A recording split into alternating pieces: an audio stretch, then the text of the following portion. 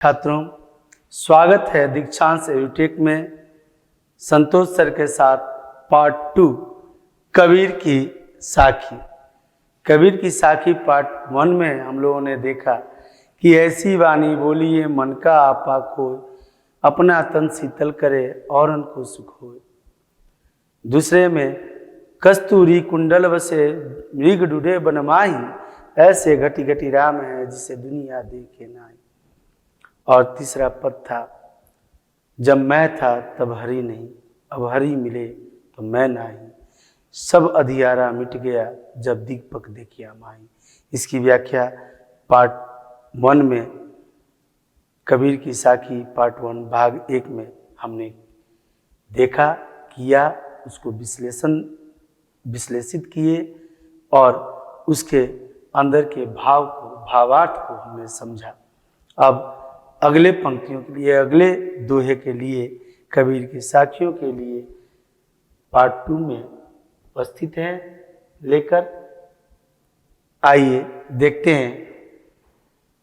चौथा इनका साखी है, सुखिया सब संसार है, खाए और सोवे। सुखिया सब संसार है, खाए और सोवे। दुखिया दास कबीर है, जागे अरु रोए। अर्थ बड़ा व्यापक है।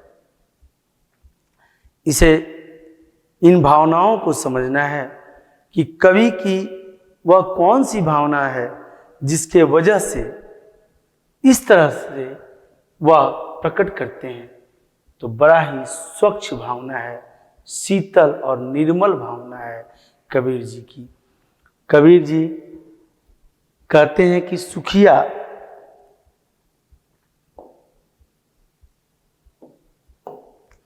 सुखिया सब संसार है।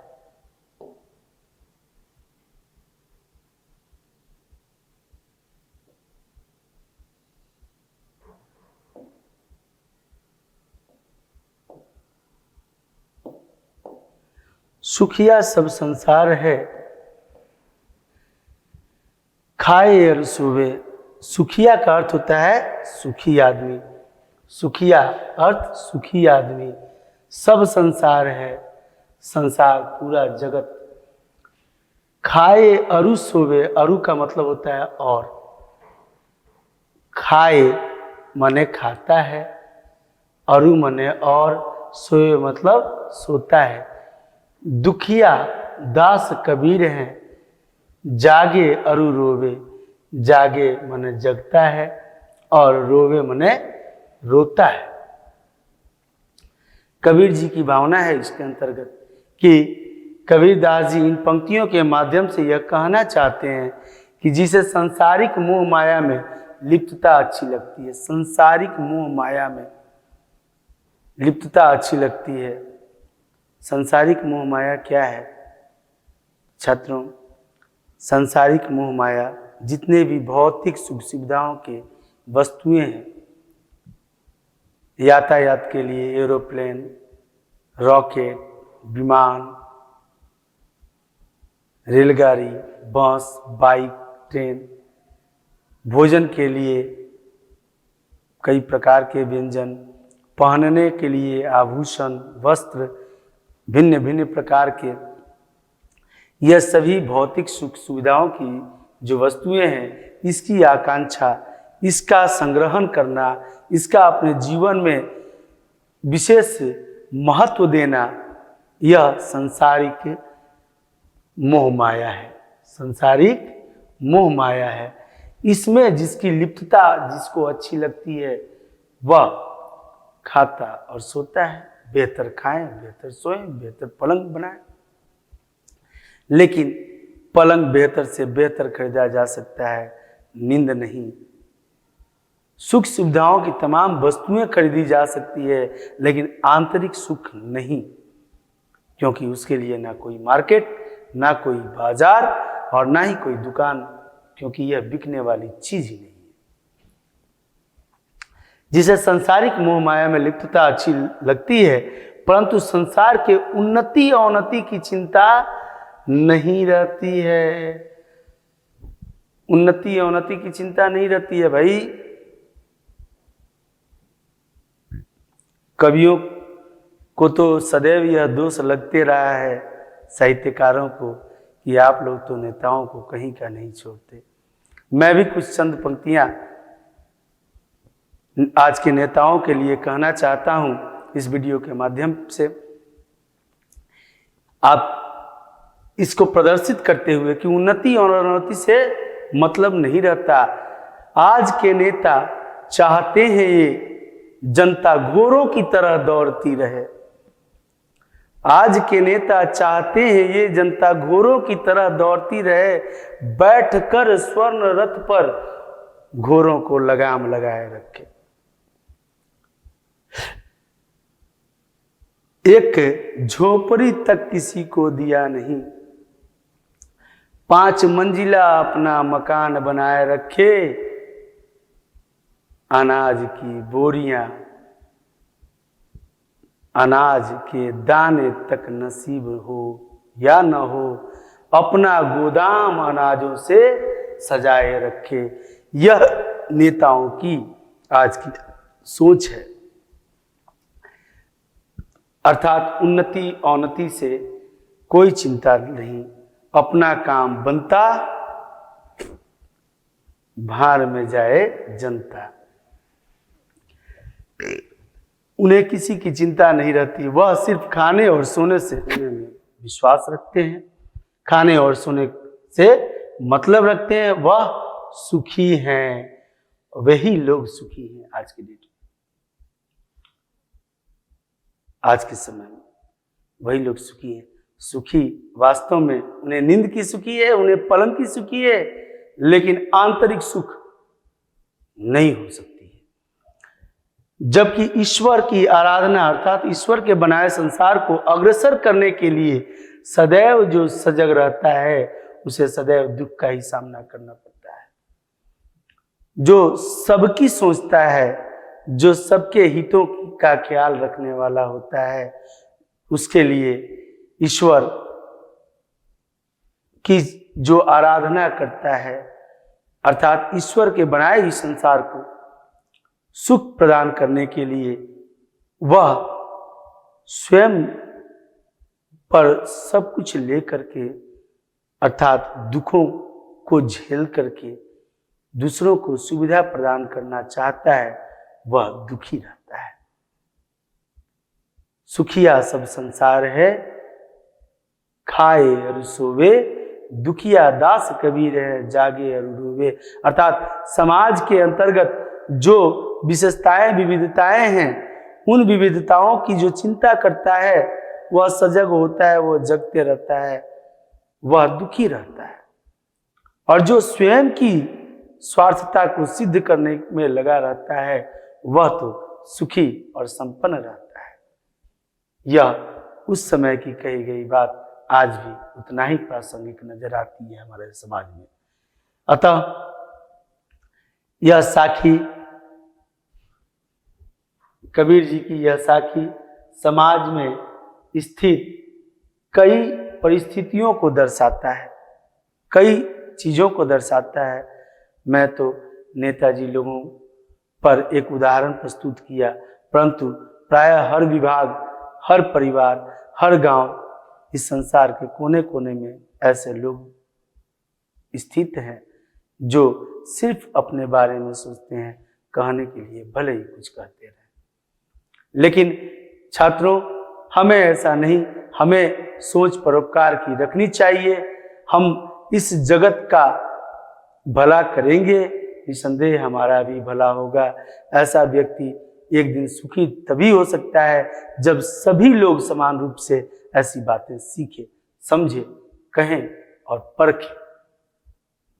आइए दूसरे कविता में आते हैं, दूसरे दोहा में कबीर जी के साखी में, बिरह भुअंगम तन बसे मंत्र न लागे कोई। बिरह भुअंगम तन बसे मंत्र न लागे कोई। विरह का अर्थ होता है अलगाव, विरह का अर्थ अलगाव, भुअंगम का अर्थ होता है सांप, भुजंग। तन का अर्थ होता है काया, शरीर। अब बसे, बसता है। यह ब्रज की भाषा है। कबीर की भाषा के अंतर्गत ब्रज पूर्वी जनपद की भाषा विशेष रूप से पाई जाती है। कबीर की भाषा को साधुकरी भी कहा जाता है तथा पंचमेल खिचड़ी भी कहते हैं। कबीर की भाषा जो पंचमेल खिचड़ी इसलिए कही जाती है क्योंकि वह कई भाषाओं को समायोजित करके लिखी गई है। इसमें तो यह बसई जो है शब्द, यह ब्रज की भाषा है, पूर्वी जनपद भाषा है जो भारत के पूर्वी क्षेत्र से आता है। बीरा भुअंगम तन बसे मंत्र न लागे कोई, अर्थात इस दोहे में कबीरदास जी कहते हैं कि जिस प्रकार से सांप के तन में विष का वास होता है, सांप के तन में किसका वास होता है? विष का, क्योंकि वह तो विषधर है, विष को धारण करने वाला है। तो सांप के शरीर में विष का वास होता है तथा उसके ऊपर कोई मंत्र भी काम नहीं करता। सांप अगर किसी को काट लेता है तो उसको झाड़ फूंक किया जाता है, एक मंत्र उस पर काम करता है यथोचित भाव से। परंतु सांप के ऊपर, सांप के अंदर से, सांप के तन से उस विष को हटा देने का कोई मंत्र नहीं है, कोई मंत्र नहीं है जो सांप के तन से सांप के विष को हटा दे। ऐसा मंत्र होता तो आज विषधर नहीं होते, लोग उसे भी अपने मंत्रोच्चारण से हटा दिए होते, परंतु ऐसा संभव नहीं है। ऐसा संभव है ही नहीं, असंभव है। ठीक इसी तरह से राम वियोगी, वियोगी का अर्थ होता है बिछुड़न, लागे का अर्थ होता है लगना, लगता है। उसी तरह से राम वियोगी ना जीवे, जिस तरह से भुजंग के तन में विष का वास होता है और उस विष को निष्कासित, उसके तन से निकाल देने के लिए, निष्कासित कर देने के लिए किसी मंत्र का उपयोग नहीं किया जा सकता है, या कोई मंत्र उपयोग करने के बावजूद भी उस पर लागू नहीं होता, लगता नहीं।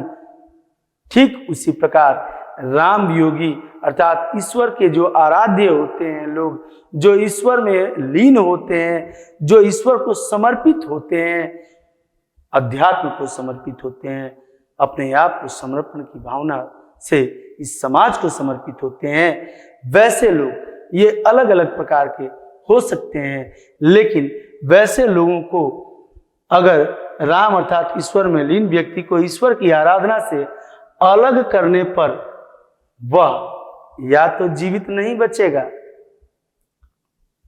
मर जाए, उसे आराधना से अलग कर दिया जाए तो जो जिस क्षेत्र में आराध्य को प्राप्त करता है, जिसके विश्वास में जो ईश्वर वास करता है, समाज के अंतर्गत जितने भी भिन्न भिन्न प्रकार के व्यक्तित्व के धारक व्यक्ति हैं, यह अलग अलग प्रकार के आराध्य को समर्पित हैं। कोई समाज सेवा को समर्पण करता है अपने आप को, कोई राष्ट्र सेवा को, कोई देश हित को, कोई शिक्षक बनके, कोई एसपी बनके, कोई कलेक्टर बनके। आप जिस क्षेत्र में भी जाते हैं, आप उसमें अपने विश्वास में लीन होते हैं, अपने ईश्वर को देखते हैं, अपने आराध्य को देखते हैं, और उस आराधना से आपको विमुख कर दिया जाए, अलग कर दिया जाए, तो राम वियोगी ना जीवे, वह प्रेम ऐसा प्रेम लग जाता है कि वह जीता ही नहीं, वह मरने तुल्य हो जाता है। अगर वह जीवित भी बच गया, जीवे तो बौरा होए, वह अगर जीवित भी बच गया तो बौरा अर्थात पागल हो जाता है, अर्थात वह अपनी चेतना से विलक हो जाता है, अपने चेतना से अलग हो जाता है, अपनी चेतन शक्ति को वास कर देता है, उसके पास बच नहीं जाता, वह पागल हो जाता है। अतः कबीर जी कहते हैं इस साखी के माध्यम से कि सांप के तन में जिस तरह से विष व्याप्त होता है, वैसे ही अपने आराध्य के समर्पित जो व्यक्ति होते हैं वह अपने आराध्य के प्रति अपने समर्पण का भाव रखते हैं, उन्हें भी उनके आराध्य से अलग विलग नहीं करना चाहिए। अगर किया जाता है तो या तो वह जीवित नहीं बचते या तो फिर पागल हो जाते हैं। आइए अगली पंक्तियों को देखते हैं।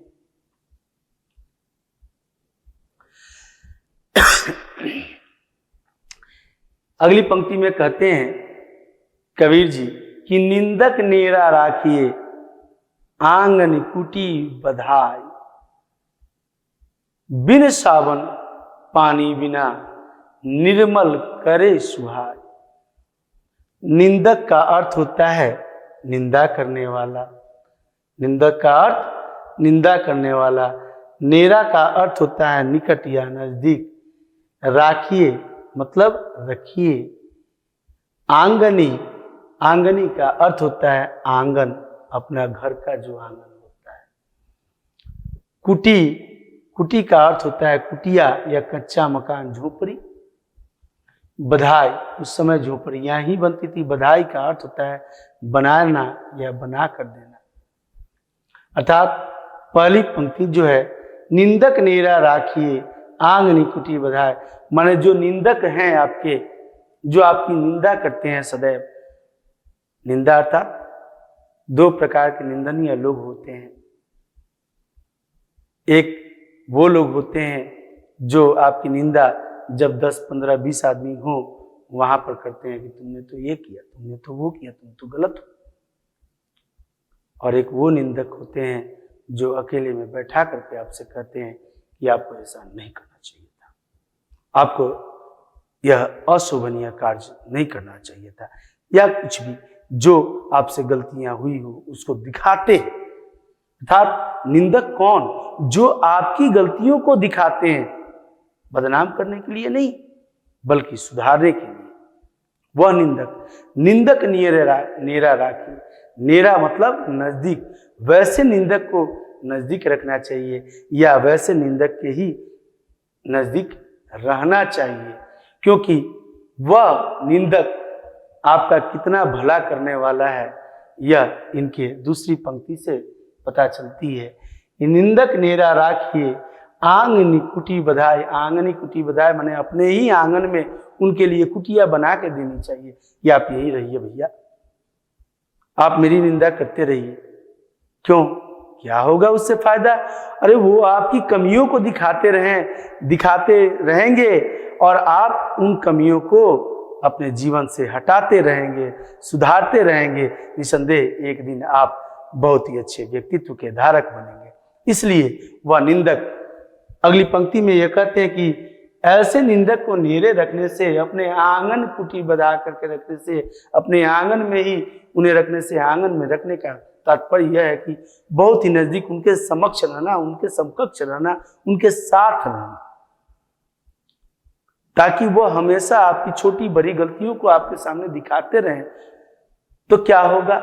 तो बिना साबन के, बिना साबुन के और पानी बिना, पानी का अर्थ पानी, जल, पानी और बिना मतलब नहीं, पानी बिना माने बिना साबुन के, बिना पानी के निर्मल करे सुभाय।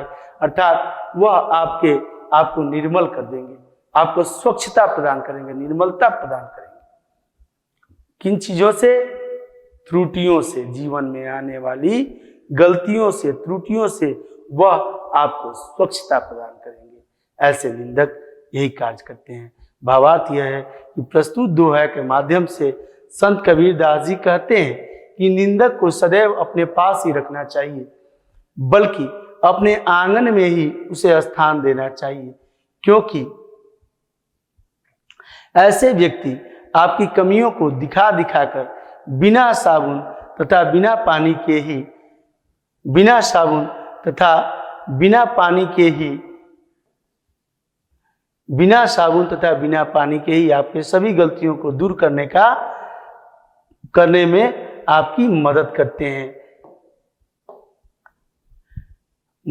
हैं, और स्वच्छता प्रदान करते हैं। और क्या करते हैं? स्वच्छता प्रदान करते हैं।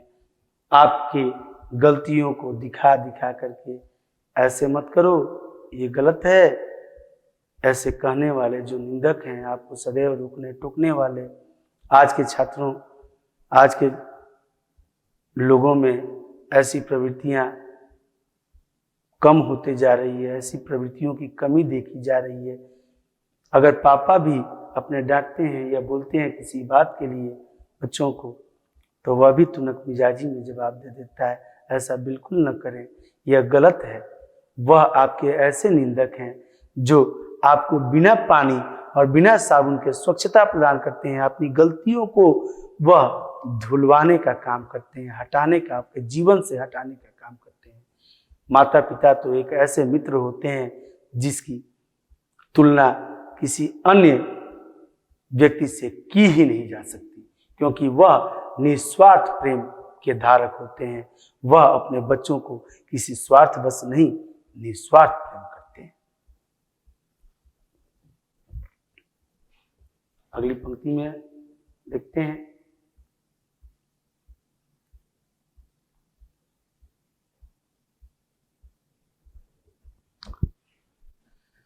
पोथी पढ़ी पढ़ी, पोथी पढ़ी पढ़ी जगमुआ पंडित भया न कोई,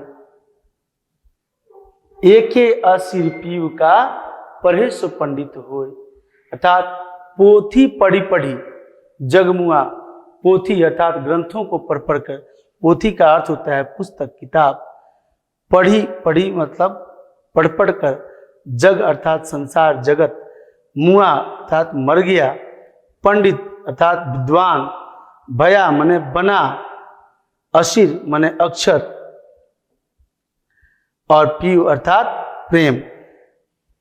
अतः कबीर जी क्या कहते हैं इस दोहे के माध्यम से कि पोथी पढ़ी पढ़ी, इस दोहे के माध्यम से कबीर दास जी का कहना यह है कि बड़े बड़े ग्रंथों को पढ़ करके संसार के लोग उस विद्युता को प्राप्त नहीं कर पाते, हासिल नहीं कर पाते, जो प्रेम के एक अक्षर अर्थात ईश्वर भक्ति को समझकर अपने विद्युता के प्रभाव से जन कल्याण का काम कर सकते हैं, आसानी से कर सकते हैं जल कल्याण का काम।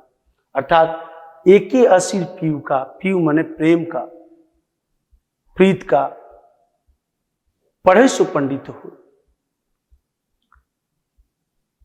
हम पढ़ पढ़ करके ग्रंथों से साक्षर हो जाते हैं, अक्षर ज्ञान को तो निसंदेह प्राप्त कर लेते हैं, लेकिन अक्षर ज्ञान से ही सिर्फ कार्य नहीं होने वाला, प्रेम का अक्षर जरूर जानना चाहिए। अर्थात वाणी हमारी ऐसी हो जिसमें द्वेष, घमंड, ईर्ष्या, क्रोध न दर्शित हो। हमारे अंदर ईश्वर का वास है, इसकी पहचान हमें हो। हम अपने निंदक से को हमेशा अपने समक्ष सानिध्य प्रदान करें, जिससे बिना साबुन और पानी के हम स्वच्छता को प्राप्त कर पाएं, और इन सभी खूबियों को अपनाकर अपने खामियों को दूर कर हम पीयू का असिर, प्रेम का अक्षर पढ़ सकते हैं, समझ सकते हैं, और ये पढ़ लेंगे तो निसंदेह हम विद्वता को प्राप्त कर लेंगे, हम एक विद्वान बनेंगे। और जो विद्वान होते हैं वही समाज का कल्याण कर पाते हैं, क्योंकि वह समाज में अपनी आस्था और निष्ठा, विश्वास के साथ कार्य करते हैं, अपने स्वार्थ सिद्धिता के लिए नहीं, लोक कल्याण, जग कल्याण, जन कल्याण के लिए कार्य करते हैं।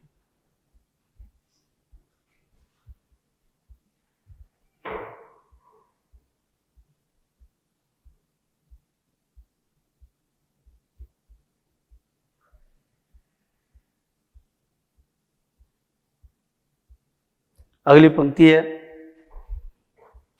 हम घर झालिया अपना, लिया मुरारा हाथी। यह अंतिम साखी है। हम घर जालिया अपना, लिया मुरारा हाथी। जालिया का अर्थ होता है जलाना।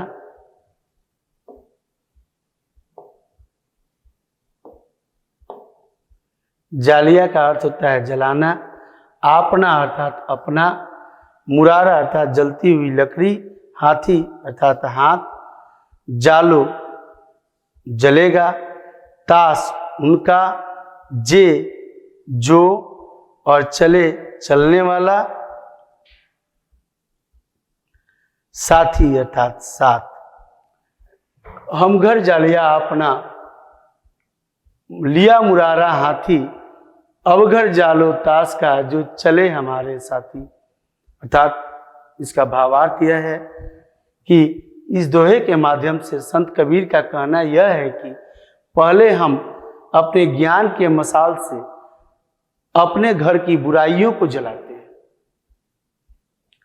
अपने ज्ञान की मशाल से जब हम ज्ञानी बन जाते हैं, विद्वता को प्राप्त कर लेते हैं, तो उस ज्ञान के मशाल से हम अपने घर की बुराइयों को जलाते हैं, खत्म करते हैं। अथवा अज्ञानता की जलती लकड़ी से अपने घर की अच्छाइयों को जलाते हैं।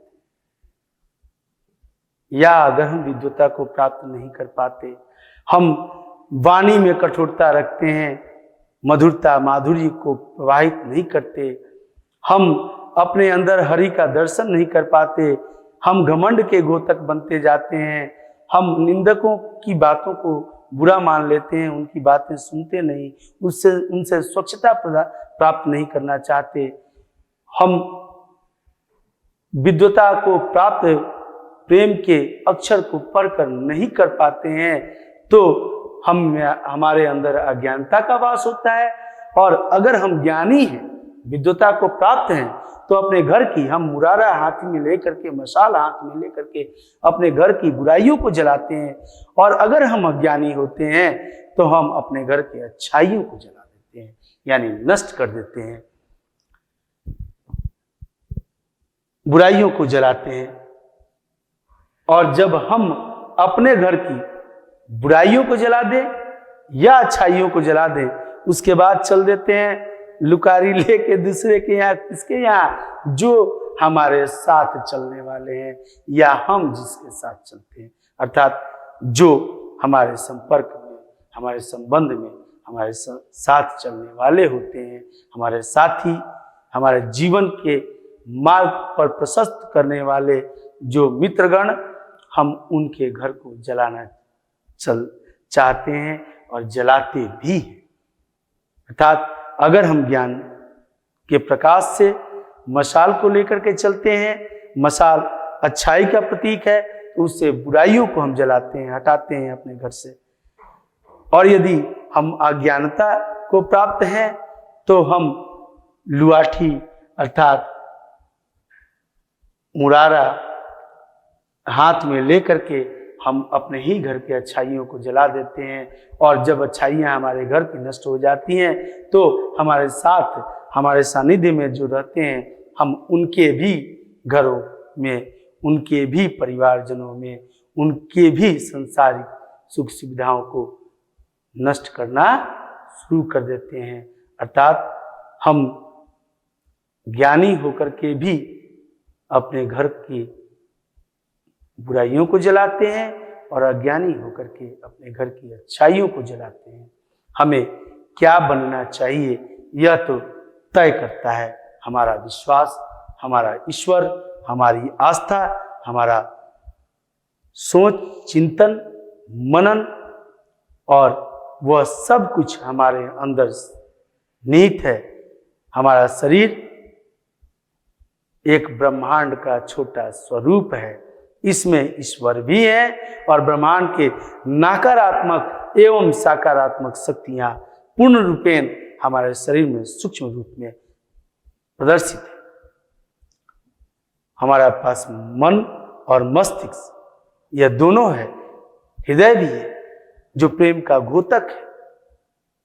हम इन सभी चीजों को, इनके साखियों को यह समझ करके, पढ़ करके, अपने जीवन में उतार करके निसंदेह हम महानता को प्राप्त कर सकते हैं, यदि हमें स्वार्थ का त्याग, घमंड का त्याग, स्व में निहित एक स्वार्थपन का त्याग करते हैं और परमार्थता के नजरिए से हम इस संसार को देखते हैं, तो निसंदेह हम इस संसार का, जग का कल्याण प्रशस्त कर सकते हैं, कल्याण कर सकते हैं। और कल्याण करने के लिए हमें इन सब सद्गुणों को ग्रहण करना होगा।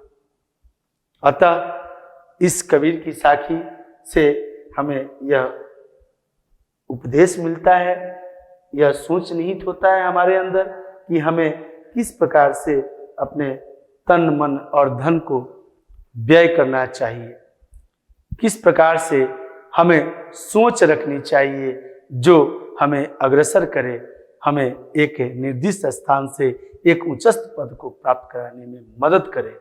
हमें अपना कर्तव्य, अपना कर्म जरूर बेहतर तरीके से करना चाहिए, क्योंकि हमारा कर्म ही है जिससे हमें फल की प्राप्ति होती है। फल देने वाला कौन? ईश्वर, प्रकृति।